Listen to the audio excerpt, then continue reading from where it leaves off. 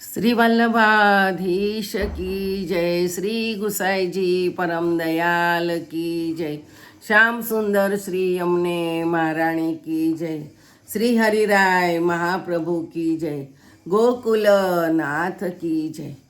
આપણે 84 વૈષ્ણવની વાર્તાનું ચાલુ કર્યું છે. એમાં 2 વાર્તા થઈ. આજે ત્રીજી વાર્તા લઈએ. દામોદરદાસ સંભાળવાળા. દામોદરદાસ સંભાળવાળા કનોજના વાસી હતા અને ક્ષત્રિય હતા. તે બાળપણથી જ એમનો વિરહ હતો કે ઠાકોરજીની પ્રાપ્તિ કયા પ્રકારે થાય, માટે તે કૃષ્ણદાસથી એમનો મિલાપ થયો. ત્યારે ચર્ચા કરી કે કૃષ્ણદાસ મેઘાને કહ્યું, વલ્લભાચાર્યજી પ્રગટ થયા છે, તે વલ્લભાચાર્યજીની કૃપાથી ઠાકોરજી મળશે. મારે જે ગુરુથી સ્નેહ છે તેનાથી કંઈ કાર્ય સારું થયું નહીં. તેથી હવે હું જ્યાં આચાર્યજી હશે ત્યાં જાઉં. એટલે દામોદરદાસને કહીને કૃષ્ણદાસ પણ દેશ ગયા.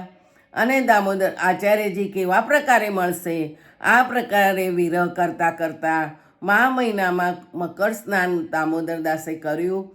સુદ પૂનમે દામોદરદાસ જ્યારે મકર સ્નાન કરતા હતા તે સમયે તેમને તાંબાનો પત્ર ગંગા યમુનાના સંગમમાંથી દામોદરદાસના હાથમાં આવ્યો.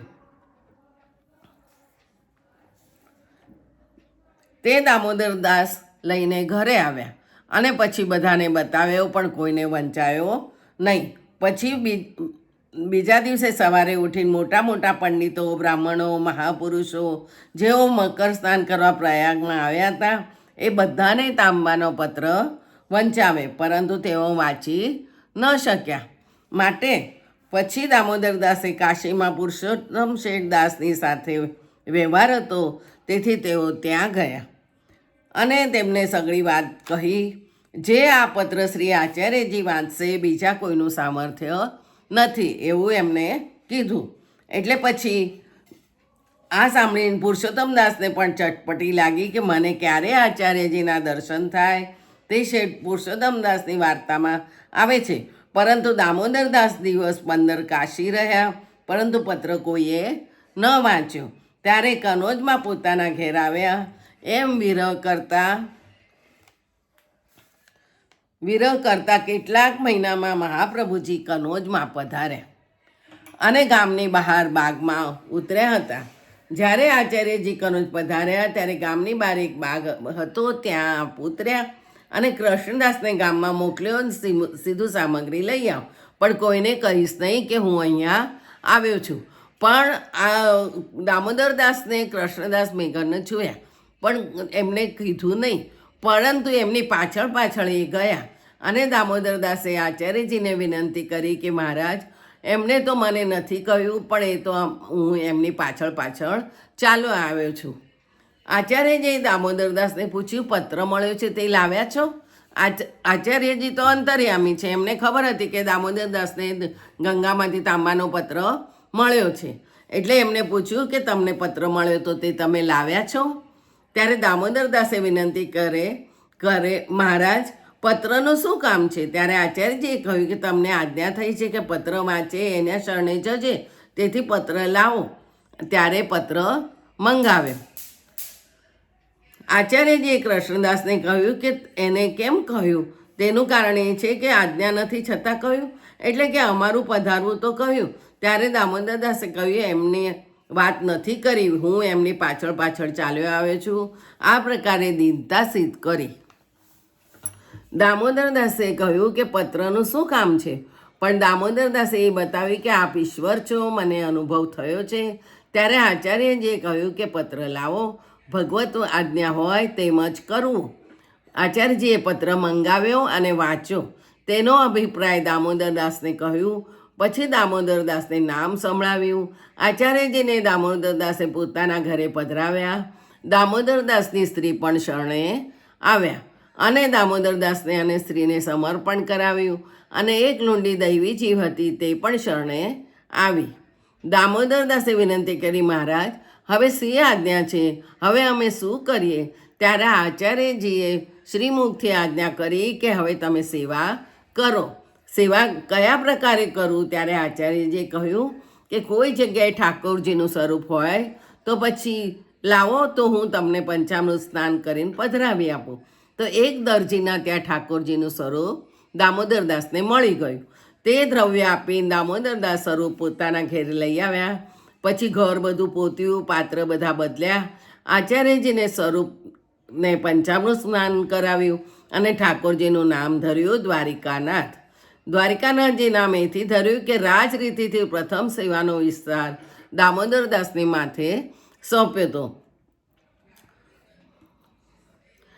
સેવા આ રીતે દામોદરદાસના માથે સેવા પધરાવી અને પછી આચાર્યજી પોતે રસોઈ કરી ભોગ ધર્યો અને ભોગ સરાવ્યો અને બીડા સમર્પણ કર્યા. અને પછી આચાર્યજી દામોદરદાસને કહે કે ઉત્તમ સામગ્રી હોય તે ઠાકોરજીને સમર્પવી. ઠાકોરજીનો ઉત્તમથી ઉત્તમ વસ્તુના ભોગતા છે, તેથી ઉત્તમ સામગ્રી હોય તે જ ઠાકોરજીને સમર્પવી. પછી સ્ત્રી પુરુષ સુંદર રીતિથી સેવા કરવા લાગ્યા. શ્રી દ્વારકાનાથજીની સેવા સુંદર રીતિથી થવા લાગી.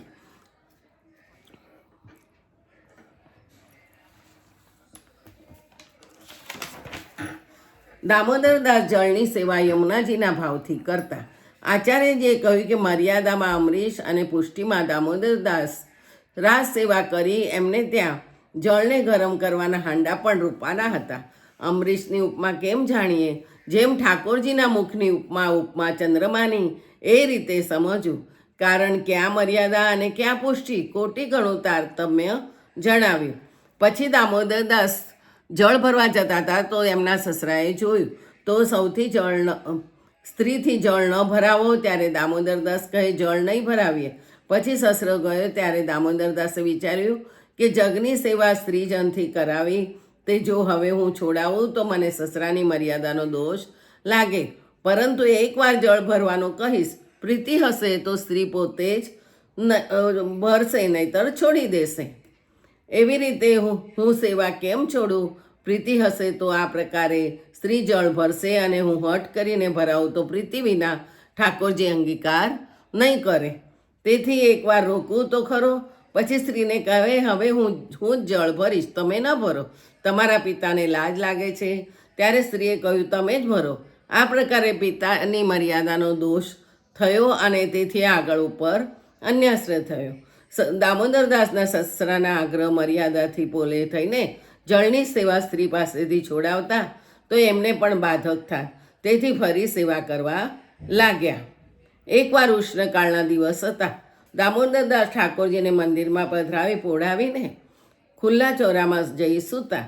દ્વારકાની લુંડીને આજ્ઞા કરી તું કમાડ ખોલ, મને બહુ જ ગરમી થાય છે. ત્યારે લુંડીએ મંદિરના કમાડ ખોલ્યા. શ્રી દ્વારિકાનાથજીએ લુંડીને કહ્યું કે તું પંખો કર. ત્યારે લુંડીએ પંખો કર્યો. પછી શ્રી ઠાકોરજીએ લુંડીને જ્યારે કહ્યું કે તું જા હવે, ત્યારે લુંડી કમાડ ખુલ્લા મૂકીને સૂવા ગઈ. સવાર થયું ત્યારે દામોદરદાસે જોયું તો મંદિરના કમાડ ખુલ્લા છે. ત્યારે પૂછ્યું કે કમાડ કોણે ખોલ્યા છે? ત્યારે લુંડીએ દામોદરદાસને કહ્યું મને ઠાકોરજીએ આજ્ઞા કરી હતી તું કમાડ ખોલ, તેથી મેં કમાડ ખોલ્યા. ત્યારે દામોદરદાસે કહ્યું કે મને કેમ ન કહ્યું? દામોદરદાસના મનમાં આવ્યું કે ઠાકોરજીએ મને કમાડ ખોલવાનું કેમ ન કહ્યું? પરંતુ પ્રભુ તો પોતે દયાળુ છે, જેના વિશે સ્નેહ હોય તેનાથી સંભારણ કરે. આચાર્યજીના અંગીકારમાં બધા સમાન છે. ઠાકોરજી તો સ્નેહને વશ છે. ઠાકોરજીએ કહ્યું કે મેં બોલાવ્યા, એણે ખોલ્યા છે, તું એને કેમ ખીજે છે? એવી રીતે ઠાકોરજીએ લુંડીને કહ્યું કે મેં એને બોલાવી હતી અને એને કમાડ ખોલ્યા છે. પ્રસાદ ત્યારે લઉં કે જ્યારે મંદિર નવું સિદ્ધ કરાવું? દામોદરદાસે પછી એવું વિચાર્યું. ત્યારે સ્ત્રીએ કહ્યું કે એમ કેમ બને? આ તો કંઈ 5-7 દિવસનું કામ નથી. દામોદરદાસે તો સખડી પ્રસાદ તો નહીં લઉં, ફલાહાર કરીશ. થોડા વખતમાં મંદિર સિદ્ધ થયું. ત્યારે સુંદર દિવસ જોઈ દ્વારકાનાથજીને મંદિરમાં પાઠ બેસાડ્યા અને મોટો ઉત્સવ કર્યો. પછી વૈષ્ણવને મહાપ્રસાદ લેવડાવ્યો અને પછી પોતે મહાપ્રસાદ લીધો. બીજું આવતીકાલે જોઈશું. જય શ્રી ગોખલેશ.